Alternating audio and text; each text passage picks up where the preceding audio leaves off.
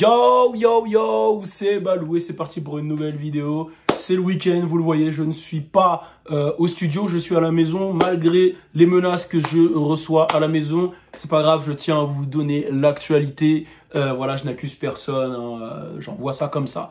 Je le rappelle, il y a Alisha qui a sorti son nouveau single Flex, son premier d'ailleurs single Flex, c'est son clip qui est dispo sur ma chaîne YouTube. Il y a Louis Aoda qui a sorti son projet Avant le vide et il y a des clips qui arrivent. Allez checker tout ça et je le rappelle, dans la description, il y a le lien de mon Patreon où je donne justement des astuces sur le marketing numérique, digital, réseaux sociaux, comment développer sa brand, comment se développer en tant qu'artiste, comment se développer en tant qu'entreprise, peu importe. Voilà, le lien est dispo dans ma description.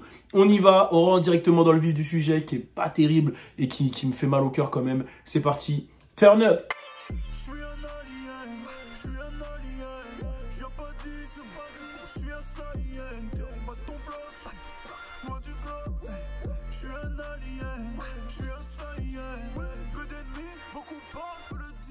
Mon turn-up, il était un peu éclaté. Hein.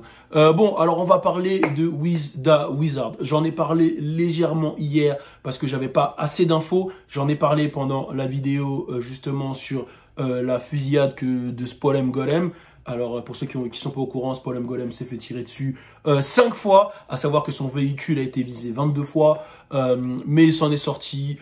Tant mieux pour lui. Par contre, Wiz Da Wizard a été retrouvé décédé. Alors tu te demandes qui est Wiz Da Wizard. C'est vrai qu'on n'en a pas parlé énormément sur cette chaîne, mais c'est un artiste qui était signé sur le label de Kodak Black, qui était signé par Kodak Black. C'était un proche de Kodak Black. Il a été signé sur Sniper Gang pour à peu près 30 000 euros. Et vous le savez, vous connaissez quand tu es un artiste qui signe un label, il y a souvent des problématiques et à la fin, il s'entendait plus trop avec Kodak Black sur les termes du contrat, donc ça se passait pas trop bien. Et hier, il a été confirmé comme décédé. Alors, faut savoir que c'est un mec qui promenait son chien, qui l'a retrouvé mort. Et, tout de suite, il a alerté les services de police qui sont arrivés, qui ont dû faire une identification pour savoir qui était le cadavre en fait. Et il y a même des vidéos qui sortent où tu vois que voilà, il y a la police qui a barricadé les lieux et tu vois des jeunes qui sont sûrement proches de lui, qui essayent de venir, les policiers les repoussent et tu sens qu'il y en a même qui sont touchés, qui essaient de pousser, qui sont touchés parce que c'était un mec quand même qui avait un impact là-bas. Mec, voilà, la Floride, c'est big et lui, il faisait partie d'un des pas plus gros labels, mais quand même, il était affilié à un des plus gros artistes de là-bas. Maintenant, ce qui se passe, c'est qu'il y a plusieurs théories qui sont sorties, plusieurs choses. Il y a des gens qui disent que c'est un inside job, que ça a été fait par un proche à lui. Et on sait à quel point les histoires en Floride, elles sont très, très, très, très bressons. Il y en a d'autres qui disent que, voilà, Kodak Black est de mèche.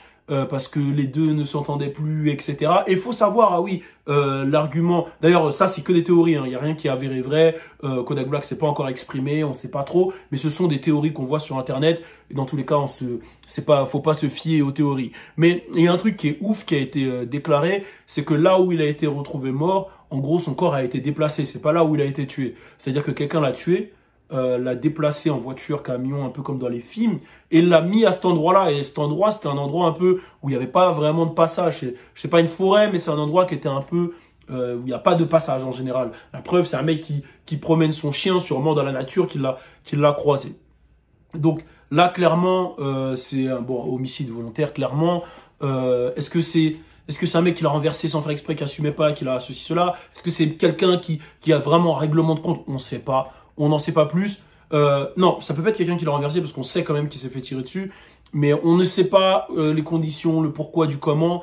Et c'est vraiment triste parce que c'est là où tu vois que aux États-Unis, il y a de plus en plus enfin, ça a toujours existé, mais vu que maintenant c'est médiatisé, il y a de plus en plus de cas comme ça, de jeunes rappeurs qui décèdent. Et moi, ce que je comprends pas, et c'est Lil Boozy qui l'avait dit, c'est que normalement, quand tu es rappeur et que tu commences à t'en sortir, il faut bouger de là d'où tu viens parce que c'est les mecs de là d'où tu viens qui vont te fumer. Il y en a beaucoup qui vont dire non, si tu viens de là, faut être authentique, etc.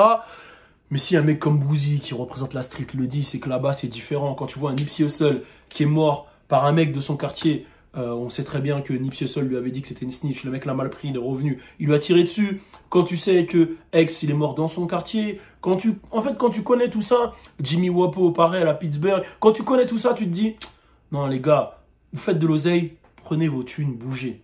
Tu vois, c'est comme les mecs, tu fais de l'oseille, t'es à Compton, prends tes thunes, va vers les Hills, ou je sais pas, va loin, bouge de là-bas, reste pas dans la zone parce que malheureusement, la pauvreté, elle est tellement immense. Le seuil de la différence entre les gens pauvres et les gens qui font de l'oseille aux États-Unis, c'est tellement immense en fait que ça crée automatiquement de la jalousie, de la haine. On sait aussi qu'il y a des histoires de gangs, il y a plein de trucs. Donc, c'est vraiment, vraiment, vraiment terrible. En tout cas, qu'il repose en paix, en espérant que Kodak n'a rien à voir là-dedans. On attend un peu ce qui va se passer par la suite.